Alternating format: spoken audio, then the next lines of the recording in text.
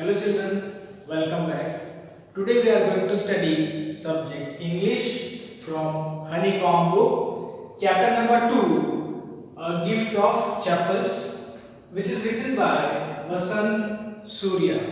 So let us start. This lesson includes these following characters. They are Mridu, then Tapi, Tata, Rukumani, Lali, Ravi, Meena, Mahendran and Gopuma. Okay, I will introduce them to you. Tapi is Mridu's grandmother. Tata is grandfather. Rukumani is Mridu's aunt.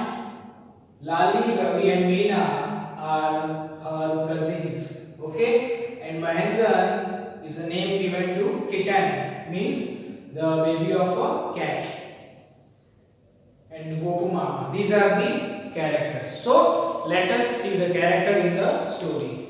So one day when Mridu with her grandmother, both of them went to Mridu's aunt, who is Rukumani, at Rukumani's house. So when Mridu went there, she saw her cousins. They came out of the house, Ravi and Meena, and they hold her hand, Mridu's hand, and both of them took her to the backyard, means backside of their house. So there was a kitten which was lying in a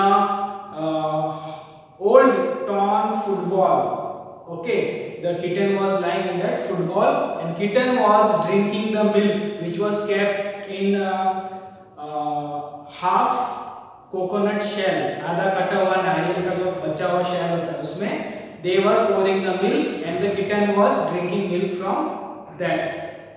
Then Ravi at that time he was describing, he was saying regarding the kitten, बिल्ली के बच्चे के बारे में वो मृदु को बता रहा था कि we have found, ठीक है, Meena said that we have found this kitten outside the gate of our house some days before in the morning. Then Ravi says forward, आगे रवि कहता है कि it is very much difficult to handle this. Why? Because वो कहता है कि it is difficult for me to bring milk from the kitchen. ठीक है, मीना कहती है कि it is a secret, जो ये बिल्ली के बच्चे को हमने यहाँ पे संभाला है, it is a secret, हम किसी से बताते नहीं. Because अगर हमारे grandmother को, ठीक है, पाती उन्हें कहा जाता है तमिल लैंग्वेज में ग्रैंडमदर को, कहते हैं इफ हमारे पाती को ये पता चलता है मींस हमारे ग्रैंडमदर को, सो वो हमें डांटेंगे, ठीक है. And our grandmother will go to our मामाज house, she will not stay here, क्योंकि उन्हें बिल्ली पसंद नहीं है या डोमेस्टिक एनिमल्स पसंद नहीं है.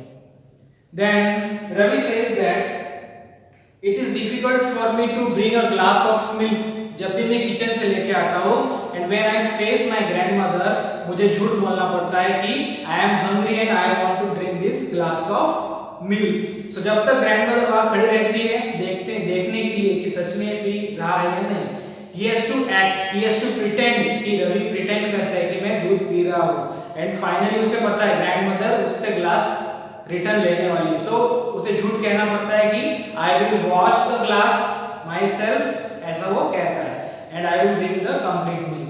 फिर उसे क्या करना पड़ता है, he has to go outside, pour the milk in the that coconut shell, उस नारियल कटे हुए नारियल के जो शेल है उसमें उसे डाल देता है ताकि वो किटन जो है उस मिल्क को पी सके. सो मीन्स रवि जो है यहाँ पर मृदु से कहता है, ठीक है, यहाँ पर डिस्कशन होती है कि हाउ डिफिकल्ट इट इज. हमारे एल्डर्स हमें ये कहते हैं कि we should love animals, we should be kind to animals, लेकिन वही एल्डर्स क्या कर रहे हैं यहाँ पर, अगर हम कुछ ऐसे डोमेस्टिक एनिमल घर पे लेके आते हैं वो हमें डांटते हैं, take away this animals, don't bring it here in this way. Ravi जो है वो मृदु से यहाँ पर बात करता है. So and when they were talking at that time, Mridu heard some music, violin play करने वाली म्यूजिक उसने सुनी, and that was from the another room where Lali was sitting and she was learning music. Okay, because वहाँ पर एक teacher आए थे who was teaching how to play violin to Lali, and both of them were playing the violin. So when this girl Mridu जब window में से झांक के अंदर देखती है, she was learning, कहा गया है यहाँ पर teacher was he was playing violin very perfectly. Teacher के बारे में बोला he was wearing a gold chain, उंगली में उन्होंने डायमंड की रिंग पहनी है, ठीक है, और वो अपने पैरों से कुछ म्यूजिक भी बजा रहे हैं, at the same time violin बजा रहे हैं। और कहा जाता है कि he was very perfect, जैसे कि मानो ट्रेन इज whizzing, ट्रेन अपने ट्रैक पे चल रही है सीटी बजाते हुए, इन दिस वे। बट उन्हें जब वो फॉलो करती है, कौन, लाली, जब उन्हें फॉलो करती है अपने टीचर को म्यूजिक प्ले करने के लिए violin, she was unable to play perfectly. इसे कहा गया है कि शी वाज डीरेलिंग, मतलब जैसे मानो कोई ट्रेन जो है वो पटरी से उतर चुकी हो, ऐसे शी वाज प्लेइंग, मतलब उसके लिए काफी डिफिकल्ट था वो वायलिन सीखना। ये वहां पर वो हैपन हो रहा था। देन आफ्टर सम टाइम वहां पर कुछ वॉइस सुनाई देती है और वो एक बैगर की होती है। देयर केम अ बैगर, और वो आवाज लगाता है। सो एट दैट टाइम रुकुमणी जो है वो इनकी मदर है, रवि, मीना, लाली की मदर है, वो अम्मा कहा गया है यहाँ पर। अम्मा वहां से आवाज लगाती है, रवि को कहती है कि उस बैगर को भेज दो, tell him to go away. लेकिन वो बैगर अपने रूटीन हैबिट की वजह से वो क्या करता है, गेट के अंदर आ जाता है। Where there was a garden, garden में एक नीम के पेड़ के नीचे ही कीप्स अपना जो क्लोथ होता है वो पहना हुआ रख देता है, and he takes rest at that shade place. Then Ravi came there along with Lali, along with Meena and Mridu, और रवि उसे क्या कहता है, he says go away, कहता है कि यहाँ से चले जाओ, my amma is scolding, she has said you to go away. Then beggar कहता है no, how can I go, always I come here, एक हफ्ता हो चुका है, daily I come here, I get alms, मतलब फूड है, खाने पीने की चीजें मुझे आपके घर से मिलती है, ठीक है, I believe your अम्मा, your grandmother, they are very kind person and they give me all the eatable things, so उसके बिना मैं तो नहीं जाऊंगा। अगेन अम्मा जो है वहां से शाउट करती है और वो उसे भगाने के लिए कहती है। सो दैट beggar जो है वो काफी ओल्ड था and he was walking barefoot on that afternoon, बिना चप्पल के चल रहा था, and the reason, उसके वजह से उसके पैरों में जो है वो ब्लिस्टर्स, मतलब छाले हो गए थे, पैरों में सूजन आ गई थी, छाले हो गए थे, जख्म हो गए थे, ठीक है। So he was unable to stand also. So तीनों ने, मीना, रवि एंड मृदु, इन्होंने जब उस बैगर की हालत देखी, व्हेन दे सो हिम, उन्हें दया आ गई उसके ऊपर, ठीक है, दे वर सिंपैथाइज्ड आफ्टर सीइंग हिज सिचुएशन की उसके पैरों में इतने ब्लिस्टर्स हो गए हैं, how will he walk in this afternoon, इतने बाहर धूप जो चल रहा है, इतना रोड जो है वो गर्म हो चुका है, वो कैसे चलेगा इस हालत में। सो दे वर काइंड, तो वो सोचते हैं, अपने आप में बातें करते हैं, चलो we will help him, we will give a slipper to wear him, okay. So they were talking with each other, मेरे पैर तो छोटे हैं, मेरे पैर, बैगर जो इतना बड़ा है उसके पैरों में स्लीपर नहीं आएगी। So they were searching in the veranda and Mridu को याद आ जाता है, मृदु वहां पर देखती है, there were one pair of old black and muddy slippers were there, जो वहां पर पड़े थे, ठीक है, जिनके ऊपर फिंगर्स के, टोज के जो है निशान भी पड़े हुए थे, मतलब काफी ओल्ड फैशन और ओल्ड वो स्लीपर्स थे और वो बड़े भी थे। सो वो तीनों देखते हैं कि yes this slippers will fit to the beggar, उसे वो कैरी कर लेते हैं और उस बैगर को रवि जो है वो दे देता है, कहते हैं wear this slippers and go away and never come back. Beggar जो है वो स्लीपर पहन के उन्हें आशीर्वाद दे देता है और वहां से वो चला जाता है। Then after some time when the music class gets over, master जो है, टीचर जो है, म्यूजिक क्लास ओवर करके घर से बाहर निकलते हैं उस पर्टिकुलर रूम से। Then he search for his चप्पल, ओके, और हिज स्लीपर्स, वो उन्हें सर्च करता है, दे वर नॉट देयर, यहाँ वहाँ ढूंढता है और वो बड़बड़ाता है कि they are very costly, they are new, बहुत न्यू है, एंड उनका कॉस्ट कितना है, एक मंथ के ट्यूशन के फीस के जितना है, ऐसा वो कहते रहता है लाली से। Find my slippers where are they. Then उनकी आवाज सुनने के बाद फ्रॉम इनसाइड द हाउस अम्मा and grandmother they comes out, फिर उन्हें पता चलता है कि ये तीनों ने कुछ चाल की है चप्पलों को छुपाने की। एंड दैट टाइम मृदु जो है वो सामने आने कहती है कि the beggar who came over here he was not having slippers.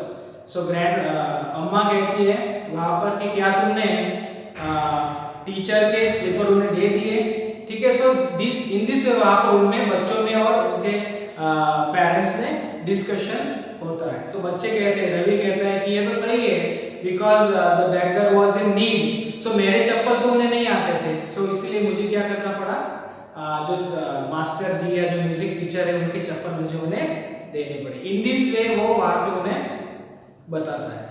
So it was the time master teacher को लीव करना था। सो समहाउ अम्मा क्या करती है वहां पर, she brings the slipper of Gopu मामा and gives to the the teacher, music teacher. The slippers were new, ठीक है, म्यूजिक टीचर वो चप्पल पहन लेता है and he calls the three of them, Ravi, Meena और मृदु को वो क्या क्या बोलते हैं, दे आर, बच्चे जो है वो मस्ती कर रहे हैं, उन्हें वो कहता है दे आर लाइक मंकीज, बंदर की तरह उन्हें वो नाम देता है। And he goes away from there, ठीक है।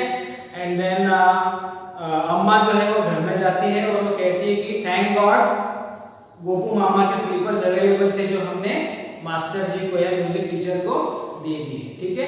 एंड द स्टोरी जो है यहाँ पर एंड हो जाती है। Okay, so if we see the story, it focuses on the students and it tells us about the thinking of students. Though we learn कि we should be kind, we should be helpful to others, लेकिन ऐसी कुछ situation आती है जहाँ पर बच्चों को ना ही उस डोमेस्टिक एनिमल को दूध पिलाने के लिए हिम्मत हो पाती, because parents were not ready. In the same way जब बैगर आया था तो उनको भी वो कुछ दे नहीं देते, ठीक है, देने नहीं देते। So through this story the author tells us that moral of the story is we should help the poor and the needy, जो भी हमें दिखते हैं जो गरीब है, ठीक है। because the old वो जो old beggar जो था वो he was unable to purchase chappals, इसीलिए तो वो बिना चप्पल के घूमता था, because वो भीख मांग के अपना टाइम चलाता था। लेकिन दूसरी तरफ अगर देखा जाए तो गोपी मामा जो है he can able to purchase new sleepers. Okay, so we should be always kind and helpful to those who are in need. So that's all was there in the story. I hope you understood this. Thank you.